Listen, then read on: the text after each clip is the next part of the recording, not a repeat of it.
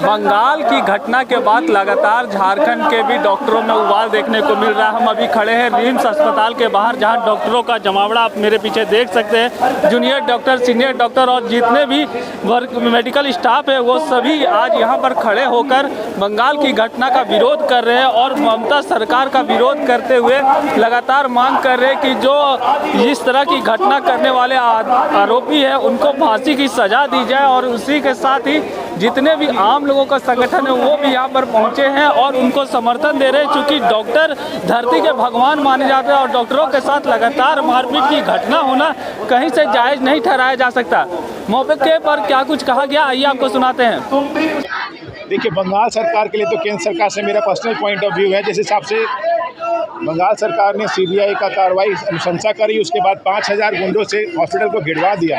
सारे डॉक्टर्स जो प्रदर्शन कर रहे थे उनके ऊपर प्राणघातक हमला किया। केंद्र सरकार को, बंगाल सरकार को बर्खास्त कर देना चाहिए।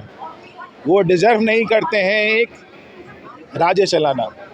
बंगाल की हालत उन्होंने बांग्लादेश से बदतर कर दी है। इस तरह से झारखंड में भी आप लोग मेडिकल प्रोटेक्शन एक्ट की मांग कर रहे हैं, सरकार को अपडेट देना। देखिए, अगर डॉक्टर सुरक्षित होगा तभी तो पेशेंट सुरक्षित होगा।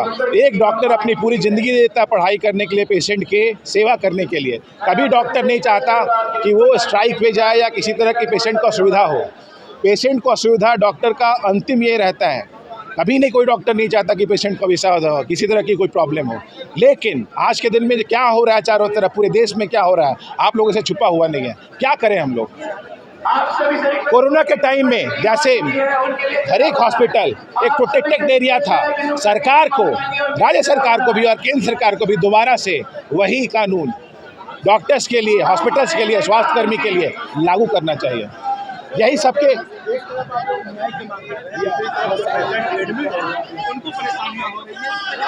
किसके हो?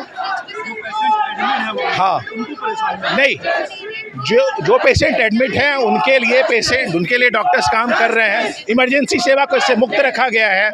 जो नॉर्मल रूटीन ओपीडी है उसी को आज के दिन में कार्य बहिष्कार किया गया है और हमारे हाथ में और कुछ नहीं है। हम लोग तो बार बार कोशिश कर रहे हैं। एक डॉक्टर का ये अंतिम चाहेगा कि किसी पेशेंट को उसके कारण असुविधा हो। कोई डॉक्टर कभी नहीं चाहता कि उसके कारण पेशेंट को थोड़ी भी असुविधा हो। लेकिन क्या करें, हमारी मांग अभी बार बार यही रही है कि कोरोना के टाइम में जिस तरह एक हॉस्पिटल प्रोटेक्टेड एरिया था, एक स्वास्थ्यकर्मी, एक प्रोटेक्टेड पर्सन थे, एक डॉक्टर्स के ऊपर सुरक्षा होती थी, दोबारा उस तरह की अनुशंसा पूरे देश भर में करनी चाहिए। मैं doctor Abhishek Ramadhin, vice president Indian medical association Ranchi. Thank you.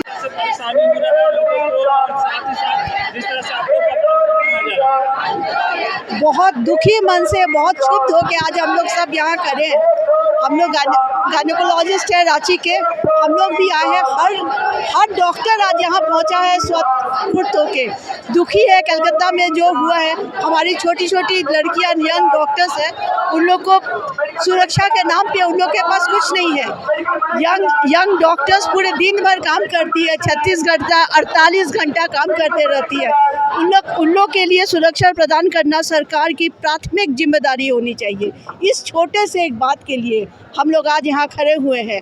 और जो कलकत्ता में हुआ है, जो जघन्य अपराध हुआ है, रेप हुआ है, मर्डर हुआ है, और दूसरे दिन जब शांति से डॉक्टर्स प्रोटेस्ट कर रहे थे तो जिस तरह का हुलिगनिज्म हुआ है उन लोग पे, बाहर के लोग आके उन लोग को एविडेंस सारा मिटाए हैं।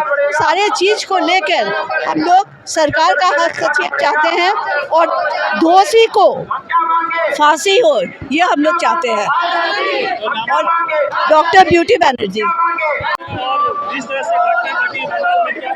देखिए, इसके बारे में हमें यही कहना है कि जो हमारे जो डॉक्टर्स हैं उनके लिए सेफ्टी पॉलिसी बनाना बहुत ज़रूरी है। 36 घंटे काम करने के बाद महिला डॉक्टर के साथ जो भी हुआ, ये रेजिडेंट डॉक्टर के साथ कहीं भी हो सकता है। दूर दराज के इलाकों में इनकी पोस्टिंग होती है। OPD, ICU, ward, operation theatre, हर जगह ये डॉक्टर रहते हैं। सेफ्टी पॉलिसी आज समय की मांग है, मेडिकल प्रोटेक्शन एक्ट मांग है, और सबसे बड़ी बात, हर वर्ग की महिला असुरक्षित है। हर वर्ग की महिलाओं की सुरक्षा के लिए SCAW कानून लाना चाहिए, सीरियस क्राइम अगेंस्ट वुमेन। इसके लगातार झारखंड सरकार से मेडिकल प्रोटेक्शन एक्ट मांग कर रहे हैं। लेकिन सरकार के कान में जू नहीं रही थी। कैसे देखते हो आप यहाँ से आंदोलन किस रूप में ले जाइएगा? ये सरकार के ऊपर डिपेंड करता है कि सरकार कितनी जल्दी से हमारी बातें सुनती है। हम यही कहेंगे कि जल्दी से जल्दी प्रोटेक्शन एक्ट लागू किया जाए, वरना ये प्रोटेस्ट कभी बंद नहीं होगा। हमको अपनी प्रोटेक्शन चाहिए, जहाँ पे हम लोग काम करते हैं वहाँ पे ही हम लोग सुरक्षित नहीं है तो क्या करेंगे? सरकार को बोलिए जल्दी से प्रोटेक्शन एक्ट लागू करे। पूजा हम लोग बस अपनी प्रोटेक्शन के लिए चाहते हैं कि वुमेन अगर अपने काम में जाती है तो वो प्रोटेक्शन फील करिए, ना कि हम लोग डर डर के वो काम करें। बस हम लोग को जस्टिस चाहिए। बिल्कुल जैसा कि सर्वविदित है कि आज हमारा कॉल है, नेशनल कॉल है, हम ही हड़ताल नहीं है, पूरे राष्ट्र मर्माहत है और स्तब्ध है। जिस तरह का इंसिडेंस कलकत्ता में हुआ है, ये किसी के साथ हो सकता है, आपके साथ, हमारे आपकी बहन के साथ, बेटी के साथ। अगर इस समय भी हम लोग सोए रहे तो सब इतिहास कभी माफ़ नहीं करेगा। और जहाँ तक झारखंड की बात है, झारखंड में उससे खराब स्थिति है और यहाँ की सरकार तो कुंभकर्ण नींद में सोई हुई है। ना वो मेडिकल प्रोटेक्शन एक्ट की बात करती है, ना क्लिनिकल एस्टेब्लिशमेंट एक्ट की बात करती है, ना डॉक्टरों की सुरक्षा सुनिश्चित करती है। तो आप बताइए कि असुरक्षित माहौल में कोई भी चिकित्सक कैसे बेहतर चिकित्सा दे सकता है? क्यों नहीं अस्पताल को सेफ जोन घोषित करते हैं? क्यों हमारी महिला चिकित्सक जो सुदूर ग्रामीण क्षेत्र में है उनको वॉशरूम तक नहीं है? तो ऐसी स्थिति में आप कैसे उम्मीद करते हैं कि बेहतर चिकित्सा मिल सकेगा? आप टोटल जो डॉक्टर हैं कितने हड़ताल पे और मरीज भी परेशान हो रहे हैं। तो हम मरीजों